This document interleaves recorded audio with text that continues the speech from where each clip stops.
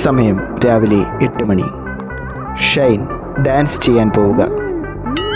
എടാ നിനക്കൊക്കെ എന്തെങ്കിലും കഴിവുണ്ടോടാ? നിനക്കൊക്കെ 4 ആൾ വോട്ട് ചെയ്യോടാ നാറി.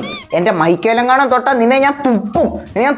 ശ്രീ പിണറായി വിജയൻ ടാസ്ക് ഗംഭീരമായി പൂർത്തീകരിച്ചു. അങ്ങനത്തെ കമന്റ് ഒന്നും വേണ്ട, നിങ്ങൾ നിങ്ങളുടെ ജോലി ചെയ്താൽ മതി. കുട്ടിയോട് എനിക്ക് ക്രഷാണ്. 1.5 മണിക്കൂറായി തുടങ്ങിയിട്ട്. വൺ സൈഡ് ലവ് പെയിൻഫുൾ ആണ്. ബിഗ് ബോസ് ക്ലോസറ്റിന് മുന്നിൽ അടിയന്തരമായി ഒരു ലിഫ്റ്റ് ഘടിപ്പിക്കണം. ഷൈൻ മൈക്ക് നേരെ ധരിക്കുക.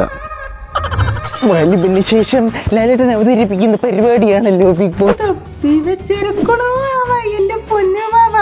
എന്റെ പ്രാണനാഥ, തൊപ്പി വെച്ചാ കുണുമാവയാവോ അതല്ലേ? ഇല്ലല്ലോ, പിന്നെന്തിനാ പാടുന്നേ?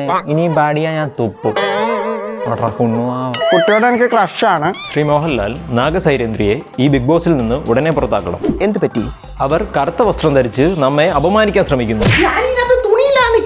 ശ്രീ മുകേഷ് ടാസ്ക് ചെയ്യാൻ വരിക. അന്തസ്സുണ്ടോടാ? ഉച്ചയ്ക്ക് 1 മണിക്ക് അവന്റെ ടാസ്ക്. ആരാണ് നമുക്കെതിരെ കൂവുന്നത്? അത് കഴിഞ്ഞ സീസണിലെ ഡോക്ടർ റോബിൻ ആണല്ലോ. ഈ സീസണിലെ റോബിൻ ഞാനാണല്ലോ. കടക്ക് പുറത്ത്. ഷൈൻ ടാസ്ക് കംപ്ലീറ്റ് ചെയ്യാൻ പോവുക. അല്ല, ഇന്നൊരു മൂടില്ല. നിങ്ങൾ എനിക്ക് വോട്ട് ചെയ്താൽ ഞാനാകും ബിഗ് ബോസ് സ്റ്റാർ.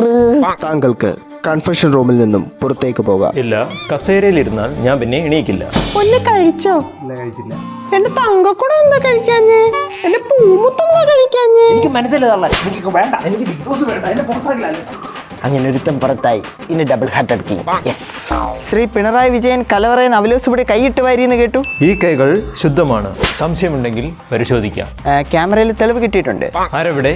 ഈ പരിപാടി ബഹിഷ്കരിച്ചേക്കും. ലാലേട്ടാ, ഞാൻ ടാസ്ക് ഒന്നും ചെയ്യുന്നില്ലായിരുന്നു. അതിന് എന്നെ ഔട്ടാക്കി കൂടെ? പറ്റത്തില്ല. താൻ 100 ദിവസം അതിനകത്ത് കിടന്ന് പുഴുക്കണം. എന്നിട്ട് 100ാം ദിവസം തന്നെ ഞാൻ ഔട്ടാക്കും. അത്രയ്ക്കുണ്ട് വിഷമം. ഫ്രണ്ടായിട്ടെങ്കിലും കണക്കാക്കിക്കൂടെ?